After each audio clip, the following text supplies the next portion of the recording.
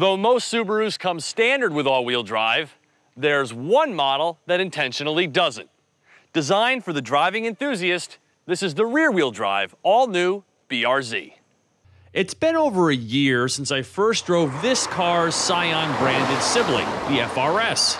As you may know, these two cars are born of a joint venture between Toyota and Subaru, using the latter's new 2-liter 4-cylinder boxer engine with the former's D4S injection system, combining direct and port fuel injection, allowing for a higher compression ratio, thus enabling greater power and efficiency. It's rated at 200 horsepower at 7,000 RPM and 151 pound-feet of torque at 6,400 RPM. Typically, those would not be numbers which scream, "I'm a sports car, come race me," but the BRZ is low, small, and light, with a belt line that's about thigh-high and a curb weight barely greater than that of a Mini Cooper Turbo.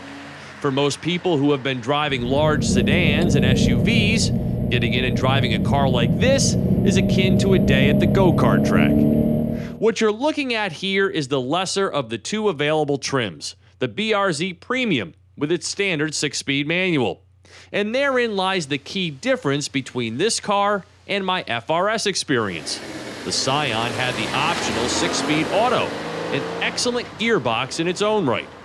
But the BRZ's conceptual design almost demands the use of a stick shift.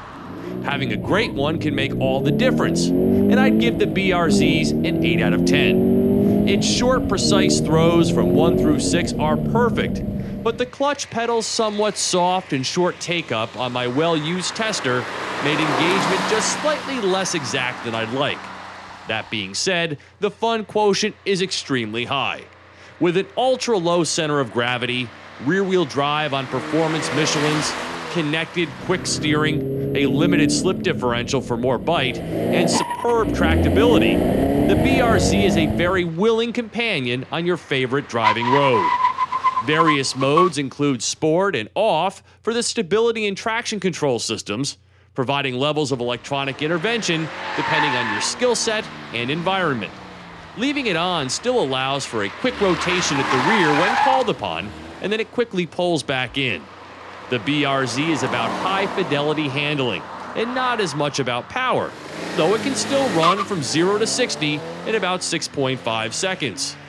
The ride is quite taut, but not backbreaking. But if you do what I did and take it on a highway trip, you'll have to crank the stereo to overcome the road noise. First and foremost, the BRZ is a driver's car. It's not going to impress you with its creature comforts, and it doesn't offer up much space.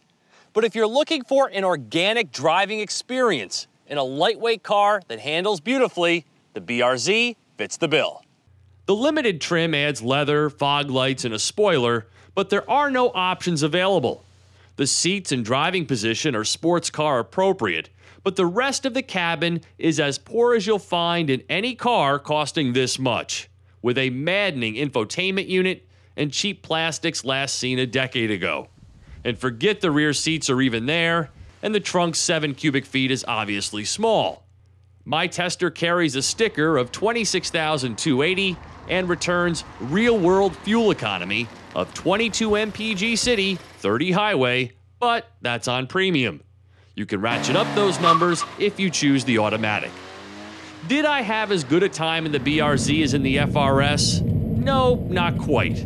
Is the FRS less expensive, and does it come with a 2-year covered maintenance plan? Yes. But if it's a purpose-built, sub-$30,000 road straightener you're in search of, both will enthusiastically oblige, and I must say, the BRZ turns more heads. For Drive Time, I'm Steve Hammis.